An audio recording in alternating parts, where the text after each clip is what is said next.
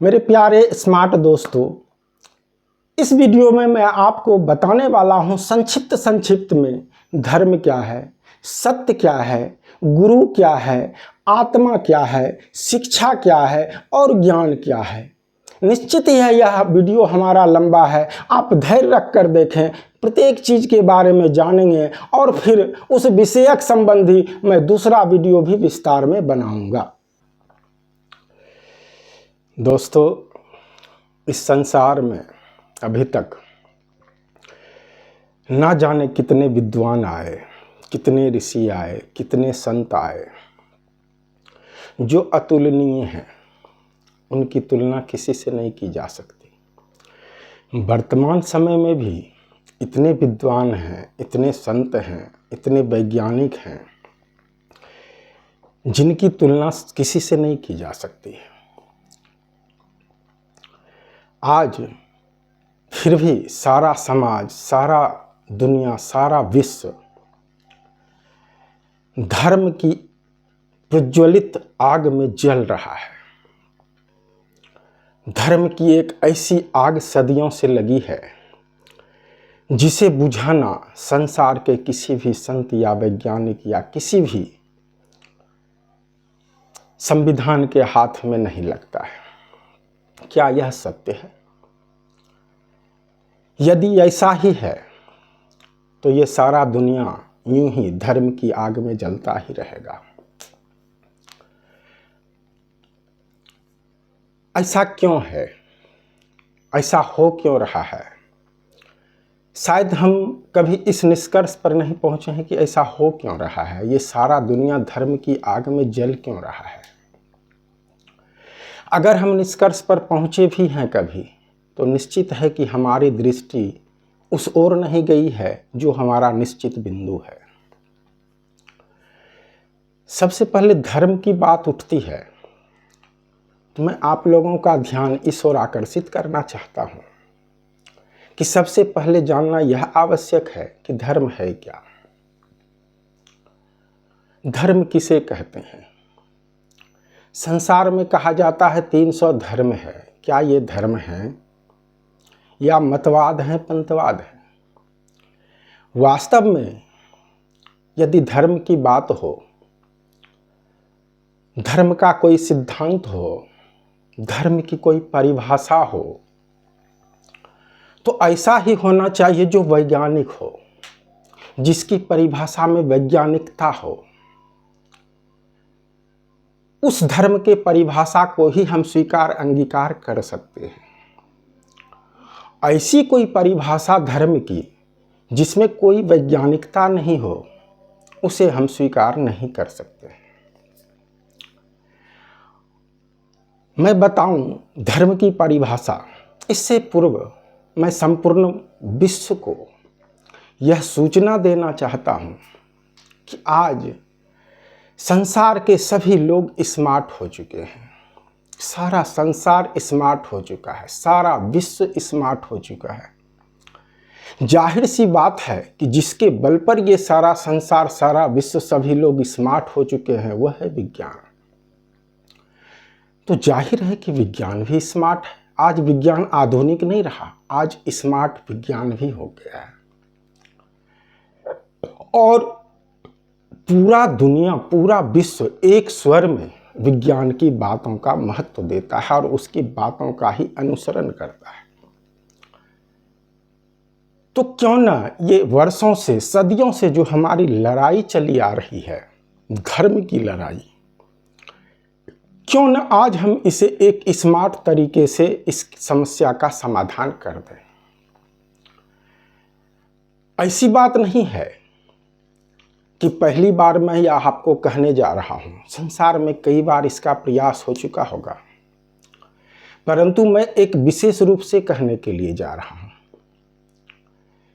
कि हम एक स्मार्ट तरीके से इस धर्म का निर्णय ले लें।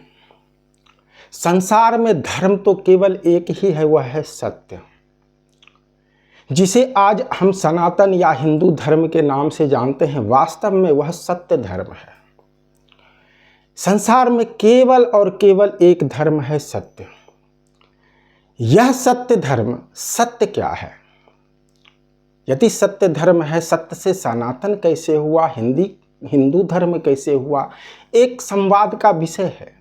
हम अलग अलग अपने संवाद में इन सब पर अपनी दृष्टि डालेंगे। परंतु वर्तमान समय हम पहले यह जान लें, जो हम संसार को संदेश देना चाहते हैं, वह संदेश क्या है? मैं संसार को संदेश देना चाहता हूं कि ये धर्म का जो आग लगा हुआ है, इसको सदा के लिए बुझा दिया जाए एक स्मार्ट तरीके से। वह स्मार्ट तरीका होगा कि विश्व के सभी देश इस सम्मेलन में भाग लें। विशेषकर भारत के प्रधानमंत्री से मैं निवेदन करता हूं कि वह अपने भारत में एक धर्म सम्मेलन करें, जैसे विवेकानंद के समय में शिकागो में हुआ था, उसी तरह का एक धर्म सम्मेलन रखा जाए।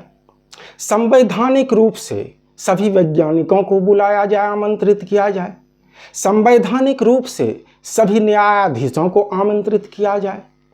सभी देश के धर्म के प्रतिनिधित्व करने वाले वहां आए, सभी अपने अपने धर्म का पक्ष रखें। परंतु जो धर्म वैज्ञानिकता की कसौटी पर, विज्ञान के कसौटी पर अपने आप का संपूर्ण और सबसे ज्यादा प्रमाण दे सकेगा, जो धर्म विज्ञान की समानता में और उससे आगे का ज्ञान अवलोकन कर सकेगा, दिखा सकेगा संसार को, वही धर्म संसार में एक धर्म होगा।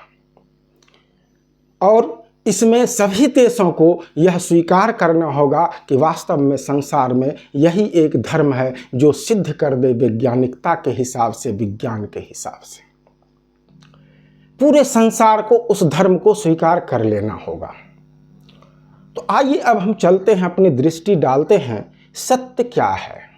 प्रश्न यदि है धर्म क्या है, तो मैंने कहा धर्म सत्य है। सत्य को ही धर्म कहा जाता है।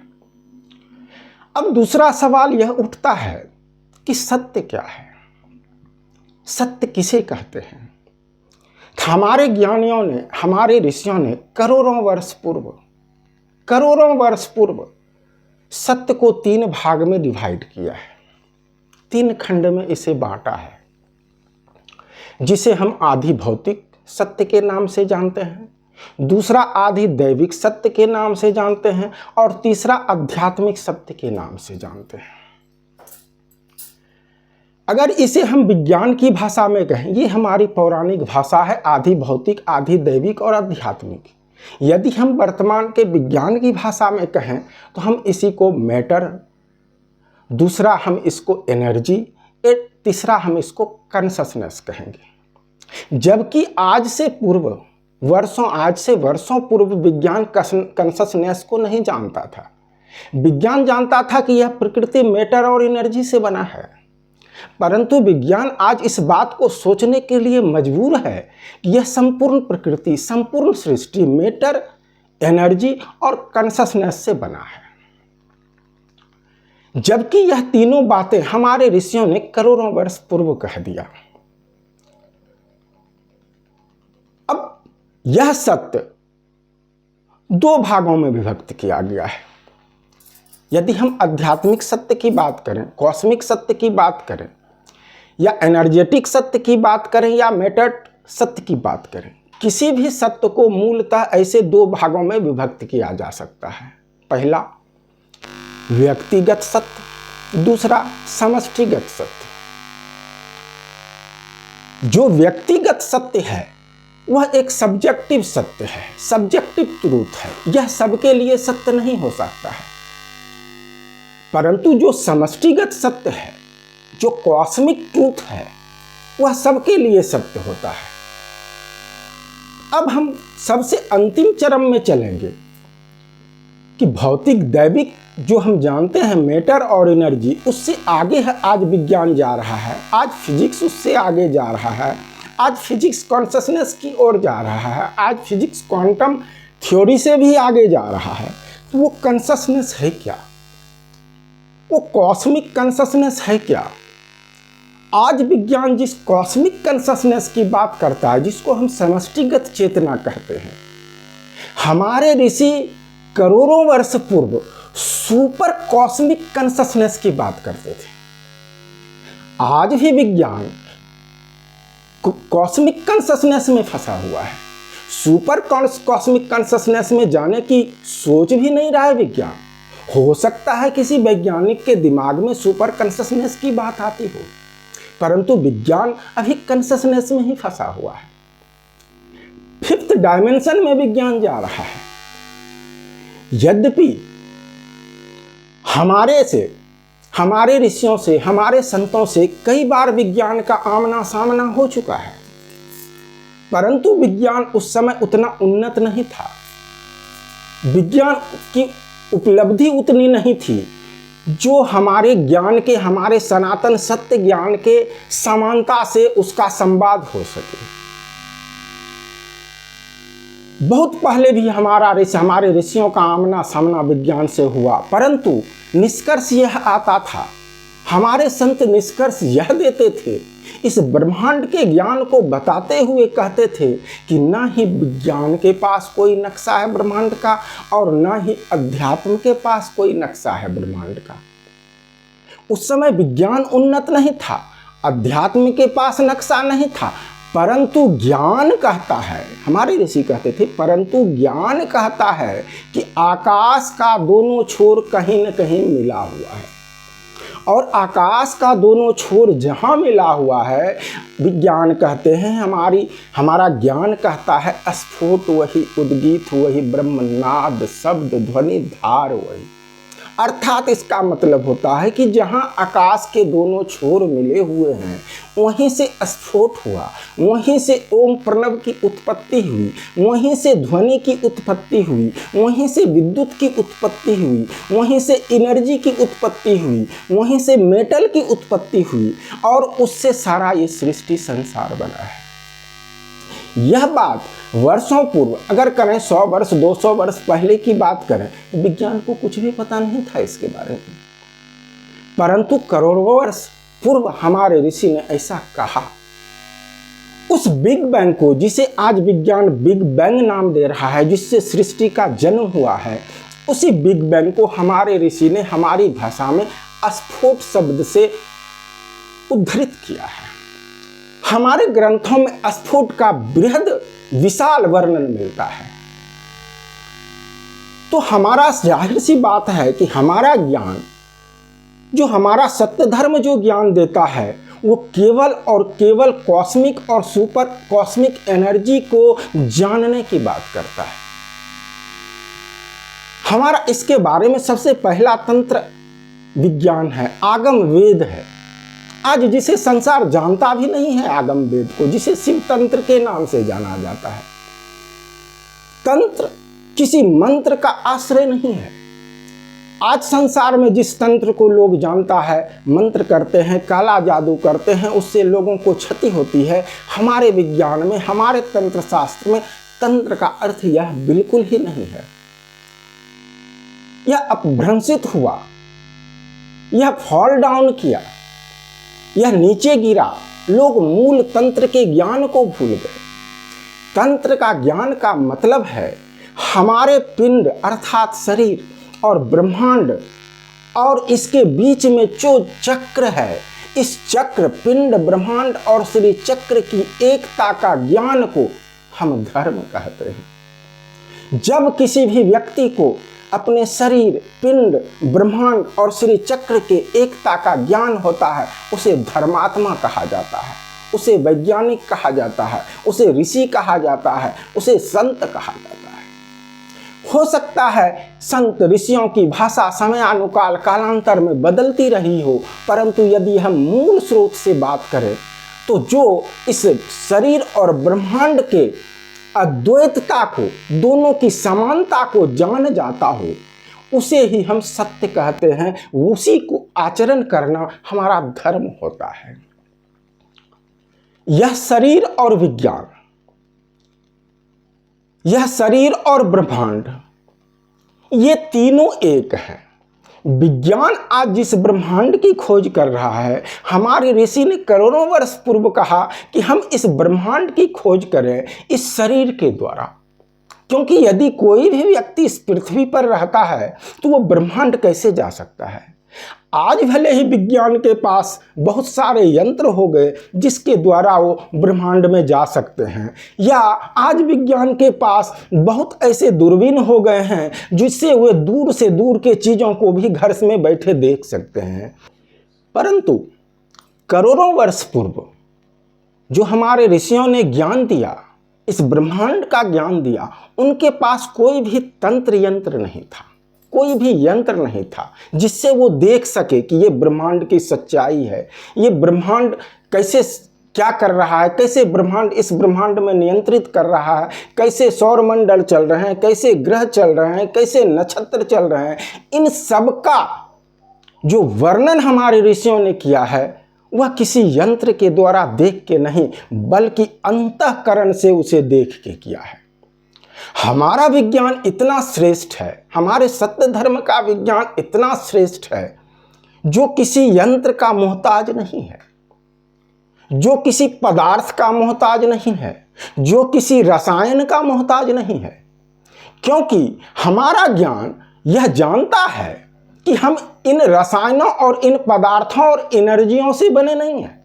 हमारा विज्ञान यह जानता है, करोड़ों वर्ष पूर्व जानते थे हमारे ऋषि, कि हमारा जो अस्तित्व है वह कॉन्शसनेस से है, सुपर कॉन्शसनेस से। और हमारा धर्म यही है कि हम इस ब्रह्मांड में आए हैं, हम एक शरीर का रूप धारण किए हैं, तो हमारा यह धर्म है कि शरीर और ब्रह्मांड के एकता का ज्ञान हम उपलब्ध करें। जब हम शरीर और ब्रह्मांड के एकता का ज्ञान उपलब्ध कर लेते हैं, इसी को ऋषियों ने आत्मज्ञान और ब्रह्म ज्ञान कहा है। जब भी जिस भी व्यक्ति को जिस ही क्षण जहाँ भी यह ज्ञान अपने आप से प्राप्त कर लेता था, उसका शरीर ब्रह्मांड से एकाकार होता था, तो उसे ब्रह्म ऋषि कहा जाता था। परंतु कालांतर में यह ज्ञान छूटता गया, तंत्र की विद्याएं अभ्रंशित होता चला गया, दुर्विचार उसमें भरता चला गया। इसीलिए आगम वेद को एक तरफ कर निगम वेद का निर्माण किया गया। निगम वेद 4 हैं जिसे सारा संसार जानता है। चारों हमारे जीवन की शैली को दर्शाता है, हमारे संसार में जीने की शैली को दर्शाता है। हम एक सामाजिक प्राणी हैं, समाज में रह के हम कैसे जिए, हमारा ये चारों वेद दर्शाता है। परंतु ऐसी बात नहीं है कि ब्रह्मांड विद्या के बारे में केवल हमारे तंत्र विज्ञान में दिया हुआ है। हमारे निगम वेद में भी, आगम वेद में भी इस ब्रह्मांड के बारे में और इस ब्रह्मांड के रहस्यों के बारे में दिया गया है। हमारे शिव तंत्र का पहला सूत्र यही है कि हम मनुष्य इस ब्रह्मांड से अपने शरीर को एकाकार करें। हम स्वयं से अपने ही चेतना से यह पूछें, यह शरीर क्या है, यह ब्रह्मांड क्या है, इससे हमारा संबंध क्या है। ऐसा प्रश्न जब हम स्वयं से पूछते हैं तो हम अंतःकरण में प्रवेश करते हैं, हम अंतर्दृष्टि को प्राप्त करते हैं, और यह सृष्टि हमें हमारे इच्छानुकूल अपने आप को प्रदर्शित करता है। बहुत साधारण सा थ्योरी है हमारे संतों का, बहुत साधारण सा थ्योरी है, परंतु पता नहीं क्यों यह संसार इस थ्योरी को आज तक नहीं समझ पाया है। जहां तक मेरी छोटी बुद्धि की बात है, मैंने जो समझा, ऋषियों ने जो कहा कि इस ज्ञान को बिरले समझ पाते हैं। स्पष्ट नहीं किया गया क्यों बिरले समझ पाते हैं। किसी ने कुछ प्राय कह के बना दिया, मन शुद्धि हो जाता है, बुद्धि शुद्धि हो जाती है, आत्मा शुद्धि हो जाती है, हृदय शुद्धि हो जाती है, तब वो इस ज्ञान को समझ पाता है। या तो ईश्वर उनके ऊपर कृपा कर देते हैं, तब ये ज्ञान की प्राप्ति हो जाती है, समझ जाता। परंतु ये सब बातें हैं, सत्य हैं, परंतु ये सत्य उसी तरह से सब्जेक्टिव सत्य हो सकता है, व्यक्ति के लिए सत्य हो सकता है, समष्टिगत सत्य नहीं हो सकता है। समष्टिगत सत्य यही है वास्तव में कि हमारा मस्तिष्क की क्षमता जितनी होती है हम उतना ही समझ पाते हैं। शिकागो में विवेकानंद जी ने अपने भाषण के दौरान कहा, मनुष्य के मस्तिष्क की क्षमता जितनी होती है वहाँ तक तो वो समझता है और हाँ हाँ हाँ हाँ हाँ में हाँ मिलाता है, परंतु जैसे ही कोई बात मनुष्य के मस्तिष्क के लेवल से ऊपर से गुजरता है, ऊपर हो जाता है, तो वह मनुष्य उस बात को गलत होने का फतवा जारी कर देता है। मैं सहमत हूं विवेकानंद जी के इन बातों से। निश्चित ही यही सत्य है, क्योंकि यह बात वैज्ञानिक है, इन बातों में दम है। हम आस्था और श्रद्धा और विश्वास से जोड़ के इसे नहीं देख सकते। आस्था, श्रद्धा, विश्वास में निम्न स्तर का विज्ञान अवश्य है, परंतु सर्वोच्च स्तर का विज्ञान नहीं है।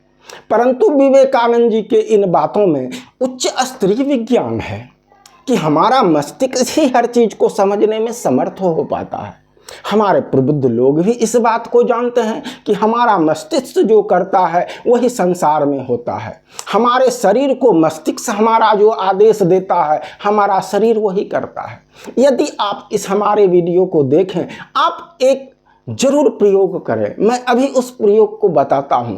यदि आप अपने मस्तिष्क को समझ पाते हैं, अपने मस्तिष्क को देख पाते हैं, अपने मस्तिष्क का अनुभव कर पाते हैं, तो आप अपने मस्तिष्क को देखिए, ये हाथ हिलता है, चलता है, सब कुछ होता है। आप अपने मस्तिष्क से इस उंगली को आदेश दें कि तुमको हिलना नहीं है, और उंगली में आपको जितना ताकत हो लगाएं। आप अपने मस्तिष्क से इस हाथ को आदेश दें कि तुमको यहाँ से हिलना नहीं है। देखिए अभी हिल रहा है, लेकिन यदि मस्तिष्क से आप आदेश देना चाहते हैं, जानते हैं, तो मस्तिष्क से जब आप इसको आदेश देंगे तो ये हाथ रुक जाएगा और आपके हाथों में ताकत नहीं मिलेगा। केवल हाथ ही नहीं, आप अपने शरीर के किसी भी अंग को इस पद्धति से ट्राई करके देख सकते हैं। इस विधि का इस्तेमाल करके मस्तिष्क के विज्ञान को समझ सकते हैं। तो निश्चय ही यही सत्य है कि जो मस्तिष्क का लेवल होता है, हमारा जो लेवल है मस्तिष्क का, उसी अनुसार से हम समझते हैं।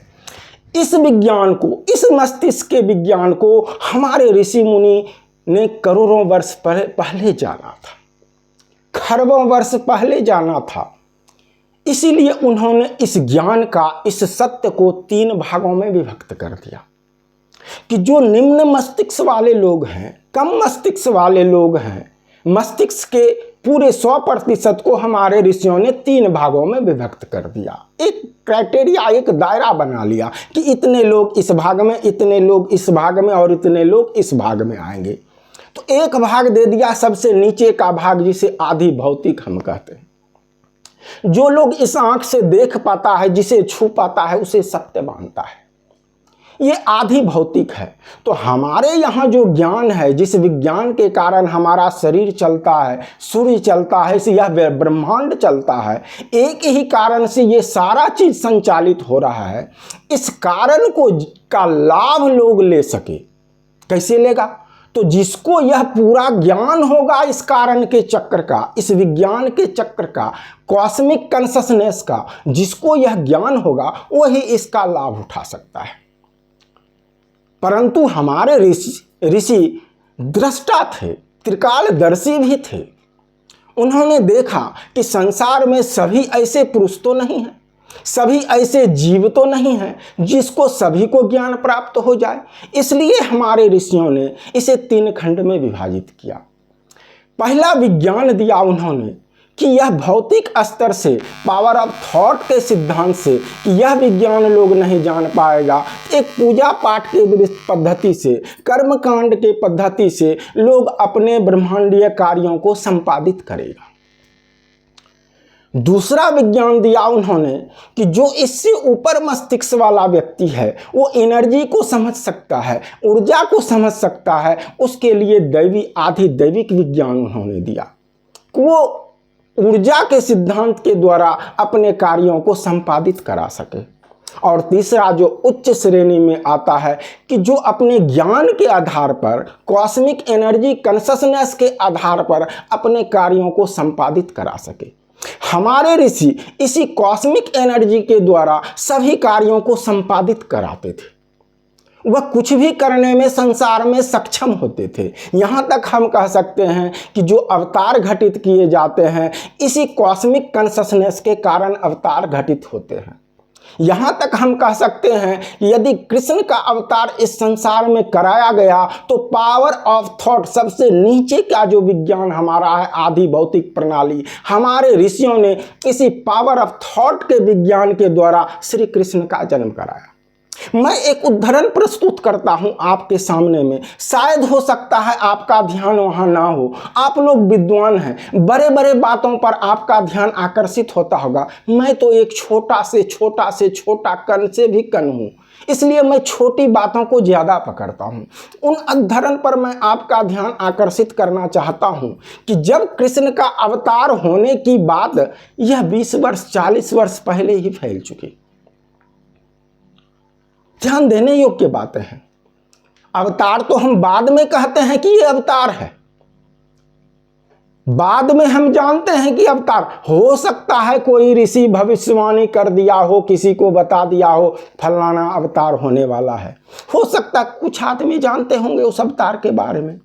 परंतु सबको छोड़ दें, यदि हम केवल कृष्ण की बात करें तो कृष्ण के समय में वर्षों पूर्व, 20 वर्ष 30 वर्ष पूर्व से यह पूरे समाज में, पूरे गोकुल में, पूरे मथुरा में, जहां जहां कंस का अत्याचार था, हर जगह यह विचार फैला हुआ था कि तारनहार आएंगे, तारनहार आएंगे, तारनहार आएंगे। और जब से लोगों ने यह जाना कि तारनहार आएगा, कोई बचाने वाला लोगों को आएगा, कंस के प्रति लोगों का डर कम हो गया।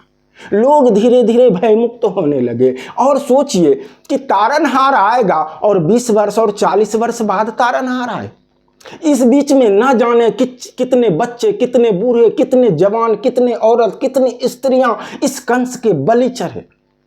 परंतु तारनहार आए कब? वर्षों बाद। तो मैं इस सिद्धांत के आधार पर कह सकता हूं कि हमारे उस समय के सिद्धांत के जो सैद्धांतिक ऋषि थे, जो पावर ऑफ थॉट के विज्ञान को जानते थे कि अगर ज्यादा से ज्यादा जीव जिस विचार को हमेशा संसार में चलाएगा वही प्रकृति उसको घटित करेगा, इस पावर ऑफ थॉट के सिद्धांत को हमारे ऋषि जानते थे और उन्होंने पूरे जनमानस में फैला दिया। उस समय के लोग ऐसे होते थे कि ऋषि जो कहते थे उस पर वो विश्वास करते थे, पूरी श्रद्धा थी उनके उसके बारे में और उस पर वो कार्य करते थे। यही परिणाम हुआ कि जब सारा संसार, सारा वहां का जो राज्य देश था, वो तारनहार आएंगे का मानसिक स्वर, मौखिक स्वर, ये वचन का स्वर नहीं, मानसिक स्वर इस ब्रह्मांड में गुंजायमान होने लगा। उनका स्वर, सभी लोगों का स्वर एक साथ उस बिग बैंग स्फोट में जाने लगा। और आप तो जानते हैं न्यूटन के गति नियम को। यदि कहे न्यूटन का गति नियम केवल भौतिक वस्तुओं पर लागू होता है, केवल वस्तुओं पर लागू होता है, तो मैं दावा से कह सकता हूं उस व्यक्ति को गति के नियम और गति के बारे में कुछ पता नहीं। गति का नियम प्रत्येक उन घटनाओं पर, प्रत्येक उस सूक्ष्म चीजों पर होगा जो इस गति के ब्रह्मांड के अधीन है। यह विचार ही ब्रह्मांड के अधीन है। क्या यह विचार ब्रह्मांड के बाहर है? हम कह सकते हैं यह विचार भी एक वस्तु है। आज विज्ञान भी इस निष्कर्ष पर पहुंचा है कि यह पृथ्वी विचार का बना हुआ है, ये शरीर विचार का बना हुआ है, ये घर विचार का बना हुआ है, सारा कुछ विचार का बना हुआ है। हमारे ऋषि ने करोड़ों वर्ष पूर्व यह कहा, यह विचारों की दुनिया है। श्री अरविंद ने कहा, निज विचार में बंधे समझकर खुद को स्वतंत्र भूले फिरते। आज लोग अपना विचार दे देते हैं, अपनी पुस्तक लिख देते हैं, हमारे वैदिक पुस्तकों व वैदिक ग्रंथों का अतिक्रमण कर देते हैं, उसे कोई कहने वाला नहीं है। आज एक कृष्ण का गीता था, आज लोग उस गीता के भाष्य पर भाष्य बना दिए। करोड़ों गीता हो गए कृष्ण के, क्या पढ़ेगा? इसमें मंतव्य किसी का कुछ और, उसमें मंतव्य किसी का कुछ और, लोग और दिग्भ्रांतियों से घिरते चले गए। कृष्ण जैसा कहा वैसा ही जानना चाहिए, कृष्ण जैसा समझाना चाहता था वैसा ही लोगों को समझने के लिए छोड़ देना चाहिए, अपने विचारों को उस पर प्रेषित नहीं करना चाहिए। हम लोगों ने एक पढ़ा है अंग्रेजी में, never impose your opinion on others, always give the importance of others opinions. हम दूसरे के विचारों को महत्व दें, अपना विचार उस पर न थोपें, परंतु हमारे फिलोसफर, हमारे साइकोलॉजिस्ट, हमारे संत अपनी विचार को दूसरे पर थोपते आए हैं। उन्हें स्वतंत्र विचार होने के बाद भी ना जाने शब्दों के सम्मोहन से उसे अपने तरफ खींच के उसे उसके ऊपर अपना विचार थोप देते हैं। इसका परिणाम क्या हुआ संसार में? इसका परिणाम संत यह हुआ संसार में कि ना ही बुद्ध किसी बुद्ध को पैदा कर सका, ना ही महावीर किसी महावीर को पैदा कर सका, ना ही तुलसीदास किसी तुलसीदास को पैदा कर सका। कोई भी अपने जैसा किसी को पैदा नहीं कर सका, हो भी नहीं सकता। यह प्रकृति का नियम भी नहीं है कि एक जैसा कोई पैदा हो जाए। जो होगा अपने जैसा होगा। प्रत्येक व्यक्ति अपने आप में अनूठा है। प्रत्येक व्यक्ति में जो क्षमता है वह किसी और में नहीं है। प्रत्येक व्यक्ति अपने आप में एक ब्रह्मांड है। प्रत्येक कण अपने आप में एक ब्रह्मांड है, परंतु उस कण में जो ब्रह्मांड की छवि है वह दूसरे कण में ब्रह्मांड की छवि नहीं। लेकिन समष्टिगत स्तर पर हम जब देखेंगे तो वो सारे के सारे एक ही ब्रह्मांड की छवि प्रत्येक कण में, प्रत्येक पिंड में दिखाई देती है। अब सवाल दूसरा यह है कि धर्म को जानने के लिए हमारे यहाँ गुरु की परंपरा रही है। सबसे और बृहद समस्या यह भी है, अभी केवल धर्म की समस्या ही एक नहीं है। धर्म की समस्या के लिए मैंने कह दिया कि मैं पूरे विश्व से आह्वान करता हूं, पूरे विश्व के सरकार से आह्वान करता हूं कि एक व्यवस्था वो भारत में करे। विशेषकर भारत सरकार से आह्वान करता हूं, निवेदन करता हूं कि भारत में एक वो व्यवस्था करे, धर्म सम्मेलन का व्यवस्था करे, जिसमें वैज्ञानिकों को भी आमंत्रित किया जाए, सबों को आमंत्रित किया जाए, और जो भी धर्म के प्रतिनिधित्व करने वाले अपने धर्म के पक्ष से वैज्ञानिक तर्क पर आधारित, विज्ञान से समानता रखता हुआ अपने ज्ञान को वहां पर बताता हो, अपने ज्ञान को वहां पर दिखाता हो और उससे आगे की बात करता हो, वही धर्म संसार में केवल एक धर्म होना चाहिए और उस सभी धर्मों के मतावलंबियों को उसे स्वीकार करने के लिए बाध्य होना चाहिए। तो पूरे संसार में अखंड विश्व का निर्माण हो जाएगा। यह अखंड विश्व है ही, पहले से है। सभी सत्य धर्म है, सभी एक एक मत पकड़ के लेके चले हैं। हमारा सत्य धर्म, सनातन धर्म कैसे बना, थोड़ा इस बात को जान लीजिए। मैंने यह कहा कि यह जो हमारा सत्य धर्म, यह जो हमारा पिंड और ब्रह्मांड का विज्ञान का जो ज्ञान है, ये हमारा धर्म है। यह सनातन कब बन गया? सोचने वाली बात। यह सनातन तब बना जब तंत्र आगम वेद को पीछे ठेलकर एक नए वेद का निर्माण किया भगवान सनत कुमार ने। ब्रह्मा जी के 4 मानस पुत्र हुए, सनक, सनकादि, सनत कुमार, सनक नंदन, ये 4 हुए हैं। इन्होंने फिर इसका प्रचार प्रसार किया। तो जब से इन्होंने इसका सत्य धर्म का प्रचार प्रसार किया, सनातन भगवान ने या सनकादि ने उस सत्य धर्म का नाम सनातन धर्म नहीं रखा, बल्कि कालांतर में आके हजारों वर्ष के बाद आके भगवान सनत कुमार, सनकादि के आदि के जो भी इनके अनुयायी हुए, इन्होंने उस धर्म को सनातन धर्म कहने लगा। कुछ सत्य धर्म को कहने वाले लोगों ने उसका विरोध किया, तब से वो इनको सत्य सनातन धर्म के नाम से पुकारने लगा। उसमें एक जोर दिया गया कि अब इसका प्रचार प्रसार भगवान संत कुमार विशेष रूप से कर रहे हैं, तो ये सनातन धर्म हो गया। लोगों ने उसका विरोध किया तो सत्य सनातन धर्म हो गया। कालांतर में सनातन धर्म आता रहा, आता रहा, आता रहा। मध्यकालीन युग के बाद यह सनातन धर्म हिंदू में परिवर्तित हो गया।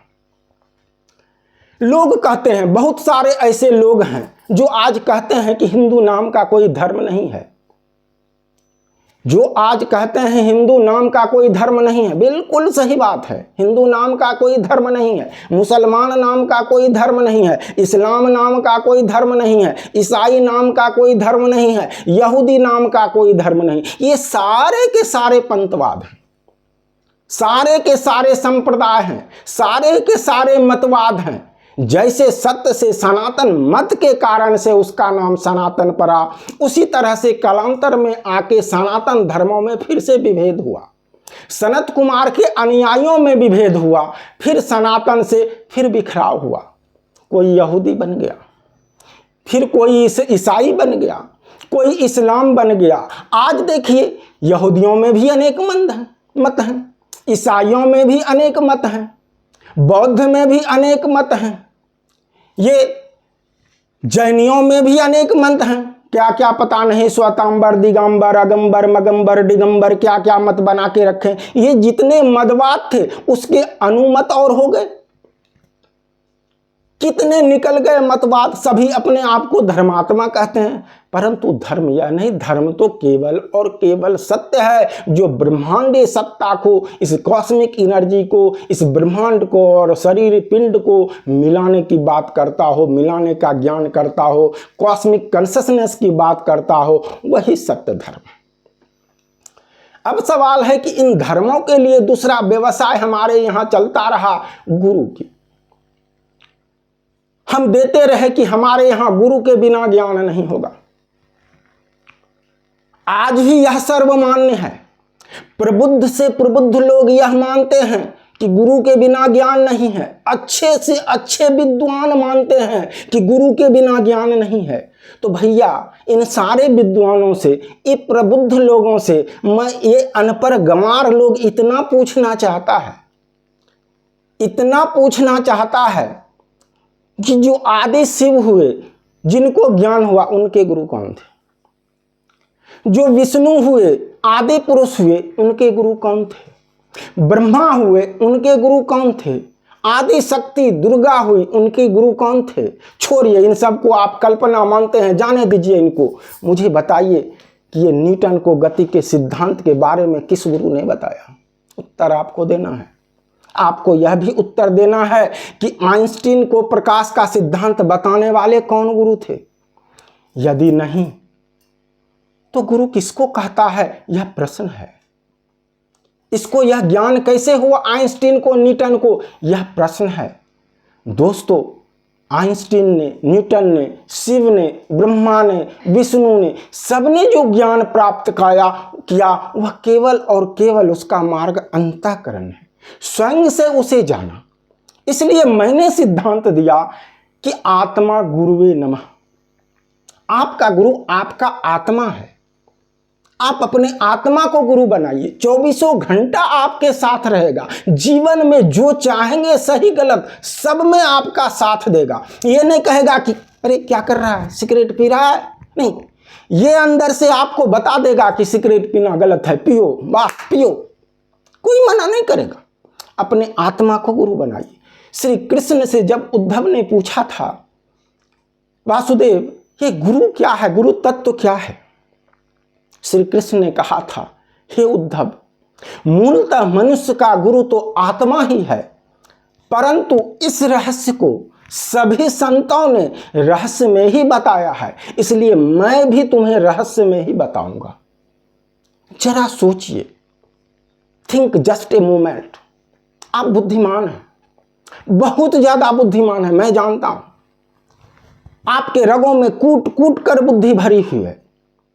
यदि यह गुरु शब्द, यदि यह गुरु तत्व इतना ही सर्वमान्य, सर्वव्यापक और सर्वकर्म करणीय है, तो इसे रहस्य में क्यों बताया गया? क्यों? What is reason for that? My question for all of you.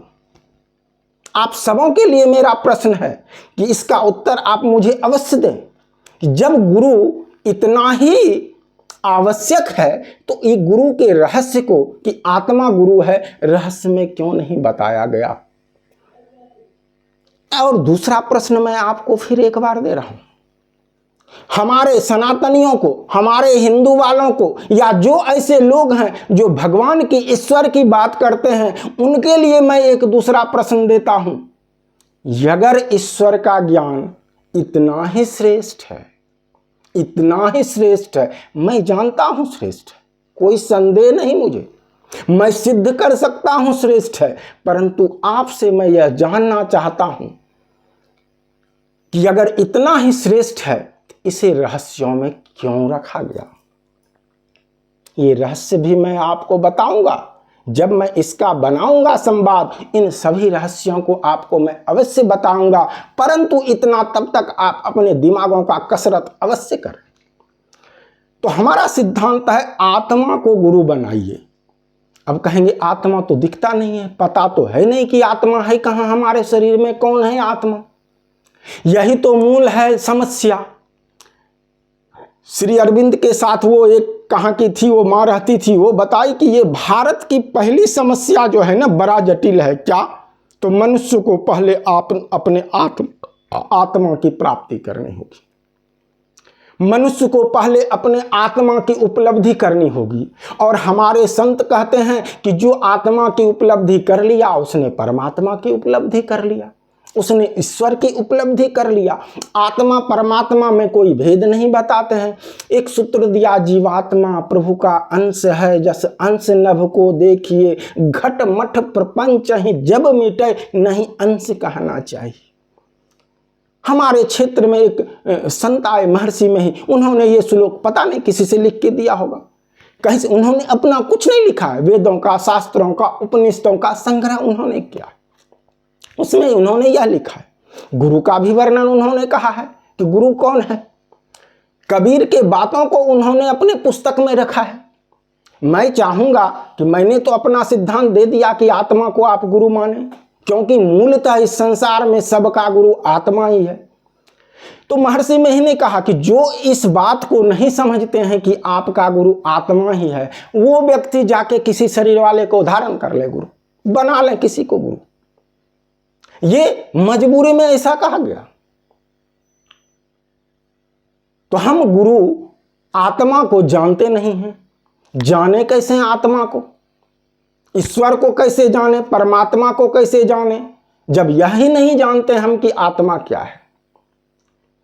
तो मैं एक और छूट देता हूं, बहुत बड़ी छूट देने वाला हूं। ये महा ऑफर है, महा ऑफर, बम्पर ऑफर है ये।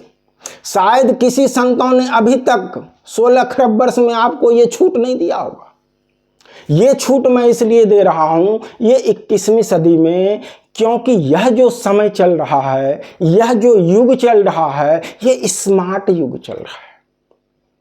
महासंधि वेला, अगर हम इसको वैदिक ज्ञान के अनुसार इस युग का नाम दें तो इसे हमारे ग्रंथों ने महासंधि वेला का नाम दिया है, जिसे आज विज्ञान स्मार्ट युग कहता है। संसार आज स्मार्ट युग कहता है। इस स्मार्ट युग में, इस महासंधि वेला में, जबकि अनेक ऋषि मुंह बाए हुए हैं, वहां जाके खड़े हैं, कैसे हमें इसका उत्तर मिले, कैसे हमें साक्षात्कार हो, कैसे हमें ज्ञान उपलब्ध हो। परंतु वर्तमान परिस्थिति में अज्ञान ऋषियों और ज्ञान संतों के कारण संसार में वो सभी जो प्राप्त करने वाले संभावित ऋषि हैं, वो सभी यत्र के तत्र यथावत बैठे हैं। इसीलिए इस महासंधि वेला में, इस महा स्मार्ट युग में मैं आपको एक ऑफर दे रहा हूं। ध्यान दीजिएगा, मैं जो ऑफर दे रहा हूं यही एक उपाय है। इसके बाद अंतिम कोई विकल्प नहीं है, कोई दूसरा विकल्प नहीं है। यदि आप आत्मा गुरु को नहीं समझ पाते हैं, समझ भी नहीं पाएंगे, कहा ये बिरले कोई समझता है। कबीर की चर्चा थोड़ा समय गुरु पर कर दूं यहाँ। कबीर संतों में श्रेष्ठ माने जाते हैं, शिरोमणि माने जाते हैं। उन्होंने कहा, प्रथम गुरु माता पिता रज बीरज की सोई दाता, दोसर गुरु मन की धाई गिरहबास की बंध छोड़ाई, तेसर गुरु जिन धारिया नामा ले ले नाम पुकारेगा, चौथे गुरु जिन वैष्णव किन्ना राम नाम का सुमरन दिन्हा, चौथे गुरु जिन शिक्षा दिन्हा जग व्यवहार तबै सब किन्हा, पंचम गुरु जिन वैष्णव किन्ना राम नाम का सुमिरन दिन्हा, छठे गुरु जिन भ्रमगर तोरा दुविधा मेटी एक से जोरा, सातम गुरु सत शब्द लखाया जहां का तत्व वहां समाया। ये सातम सब गुरु में कहा है, जो जिन धारिया नामा, जिन शिक्षा दिन्हा, लेकिन सातवें में जिन शब्द का उपयोग कबीर ने नहीं किया है, सीधा कह दिया सातम गुरु सत शब्द लखाया। सातम दो अर्थ ही है, सातम का अर्थ सातवां और सातम का अर्थ 100 आत्म। इसलिए इसको उपनिषद ने कहा ईश्वर आत्मगम्य है, आत्मा से जो प्राप्त होता है वही परमात्मा है। परंतु आत्मा का किसी को पता नहीं, परमात्मा तक जाए कैसे, समस्या तो यहां है भी। तो इस समस्या को इस ऑफर के द्वारा मैं दूर कर देता हूं। जब तक आपको आत्मा का पता नहीं चलता है, मैं जो यह बोलने वाला हूं इसको इसलिए रहस्य में रखा गया, इसलिए रहस्य में रखा गया कि संसार में उथल पुथल हो जाएगा। तो मैं अब सोचता हूं हो जाए संसार उथल पुथल, जिसे रावण बनना है रावण बन जाए, जिसे राम बनना है राम बन जाए, जिसे कृष्ण बनना है कृष्ण बन जाए, जो होना है हो जाए, आर पार की लड़ाई हो जाए। अब वर्षों से सहता जा रहा है इसे संसार, अब तो आर या पार हो जाना चाहिए। इसलिए मैंने सोचा यह रहस्य आपको अब बता ही दूं। यदि जब तक आप आत्मा को नहीं जानते हैं, आप अपने मन को गुरु बना लें। मन को तो आभास आप कर ही सकते हैं, बिल्कुल कर सकते हैं।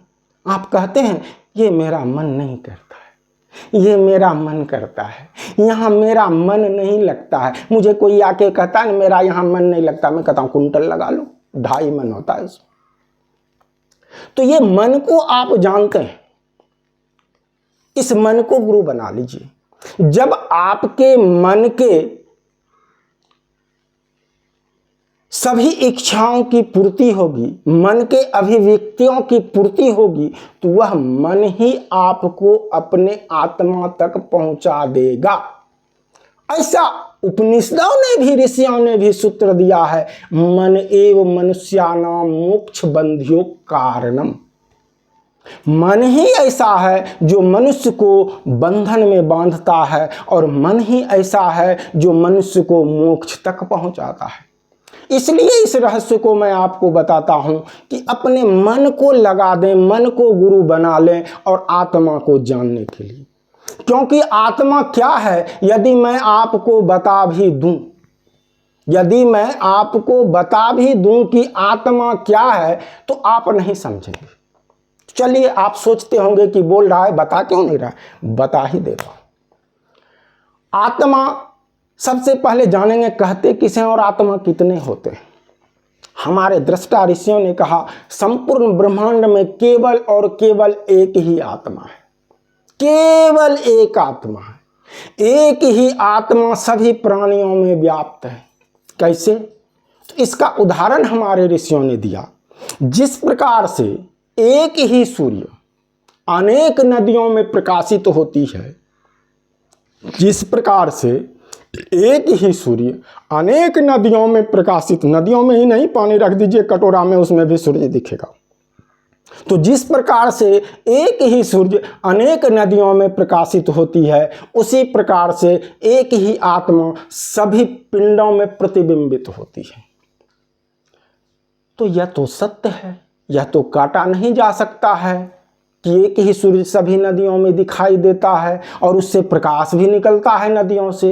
तो मेरे दोस्तों, यह जितना सत्य है कि एक ही सूर्य उस नदियों में दिखता है और उस नदियों से प्रकाश भी निकलता है, यह जितना सत्य है दोस्तों, इससे भी ज़्यादा सत्य है कि उस नदियों में सूर्य नहीं है, केवल प्रतिबिंबित हो रहा है। इसी सिद्धांत के आधार पर मैं यह कह सकता हूं, मैं यह इस सिद्धांत को आधार बनाकर कह सकता हूं कि शरीर में आत्मा होता ही नहीं है, इसमें आत्मा प्रतिबिंबित होती है। हमारे शरीर में आत्मा नहीं रहता, बल्कि हम आत्मा में रहते हैं। संपूर्ण अस्तित्व को आत्मा कहा जाता है, कॉस्मिक एनर्जी को आत्मा कहा जाता है, सुपर कॉन्शसनेस को आत्मा कहा जाता है। हम आत्मा में रहते हैं, इसलिए आत्मा मुझ में रहता है। जैसे इस घर में हम हैं, तो यह घर भी मुझ में है। यह सिद्धांत है। यदि एक वृत्त के अंदर दूसरा वृत्त है, तो उस वृत्त में वही केंद्र है, जो केंद्र वही घनत्व है, जो घनत्व वही मास है, जो एक ऊपर वाले वृत्त में है वही अंदर वाले वृत्त में। दोनों वृत्त चूंकि एक के अंदर एक है, इसलिए उसमें जो उसका मूल माना जाएगा वह बाहरी आवरण को मूल माना जाएगा। इसी प्रकार से यह बाहरी आवरण जो ब्रह्मांड है, यही हमारा आत्मा है। इसीलिए हमारे ऋषियों ने पिंड और ब्रह्मांड की एकता का ज्ञान प्राप्त करने का निर्देश दिया। और इस आत्मा का ज्ञान आज मैं बता दूं आपको, हो सकता है आपको याद हो जाए, किसी काम का नहीं। क्योंकि यह जिस समय जिस क्षण आपको अंतर्ज्ञान से प्राप्त हो जाए, उपलब्ध हो जाए, जैसे न्यूटन ने, आइंस्टीन ने, हमारे ऋषियों ने अंतर्ज्ञान से ज्ञान को उपलब्ध किया, उसी को ज्ञान कहा जाता है। इससे पूर्व मैं थोड़ा सा, जब ज्ञान की बात आई तो मैं थोड़ा सा ज्ञान और शिक्षा में भेद बतला देता हूं। ज्ञान किसे कहते हैं और शिक्षा किसे कहते हैं।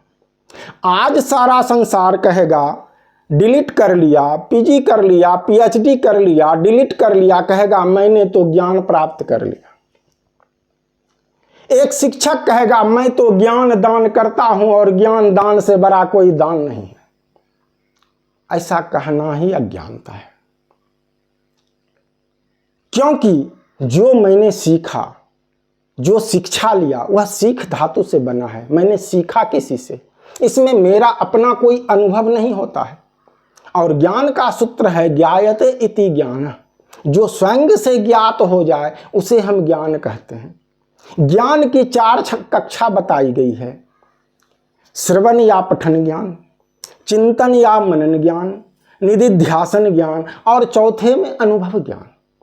तो ज्ञान जिसे कहते हैं वह केवल और केवल अनुभव ज्ञान को ज्ञान कहते हैं।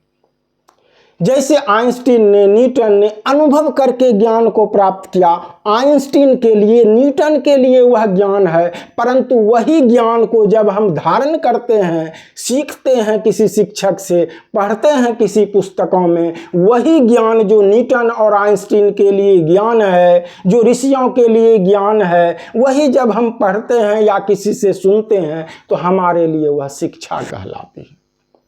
यह धरती और आसमान का भेद है ज्ञान और शिक्षा में। तो दोस्तों, आगे मैं इसी प्रकार से सभी विषयों पर आपका ध्यान आकर्षित करूंगा और सभी विषयों पर जो धर्म और अध्यात्म से जुड़े हुए हैं, विज्ञान से जुड़े हुए हैं, जो अध्यात्म और विज्ञान से बातें जुड़ी हुई है, उन सभी बातों को मैं आपको बताऊंगा। मैं चाहूँगा कि पुनः एक निवेदन दोहरा दूं। संपूर्ण विश्व से मेरा आह्वान है, निवेदन है कि भारतवर्ष में भारत सरकार से मिलकर एक ऐसा धर्म का सम्मेलन रखें जिसमें वैज्ञानिक कसौटी के आधार पर जो धर्म अपने आप को सर्वश्रेष्ठ सिद्ध कर दे, जिस धर्म के ग्रंथों में विज्ञान की समानता में ज़्यादा से ज़्यादा बातें लिखी हों, जो यह सिद्ध करे उसी का धर्म सर्वश्रेष्ठ और पूरे विश्व में उसी के धर्म को अपनाया जाए, यह मेरा निवेदन है। और मैं रहित ब्रह्म ऋषि स्फोटाचार्य आपको यह वचन देता हूँ, आपको विश्वास दिलाता हूँ कि मैं सत्य धर्म को दुनिया का सबसे श्रेष्ठ और पूरे दुनिया में एक धर्म, सत्य धर्म, उसे घोषित करके रहूँगा। ओम हरिओम हरिओम।